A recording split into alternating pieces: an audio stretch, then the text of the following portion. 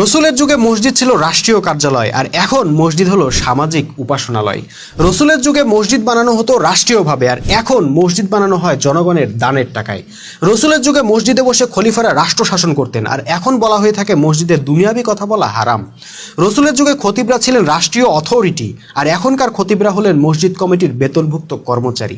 রসুলের যুগে পুরুষদের পাশাপাশি নারীদেরও মসজিদে আসা বাধ্যতামূলক ছিল, আর এখন নারীদের মসজিদে প্রবেশ দূরের কথা, মসজিদের সামনে দিয়ে হেঁটে যাওয়াও অপরাধ।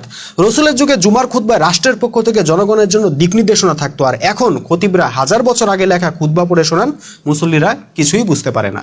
রসুলের যুগে মুসল্লিরা জুমায় যেতেন কারণ জুমার দিন এলাকার সকল সমস্যার সমাধান পাওয়া যেত, আর এখন মুসল্লিরা জুমায় যান কারণ ফতোয়া আছে পরপর 3 জুমায় না গেলে বউ তালাক হয়ে যাবে। হয়তো এজন্যই আল্লাহ রসুল বলছেন এমন সময় আসবে মসজিদ সমূহ জাঁকজমকপূর্ণ ও লোকে লোকারণ্য হয়ে যাবে, কিন্তু সেখানে হেদায়া থাকবে না।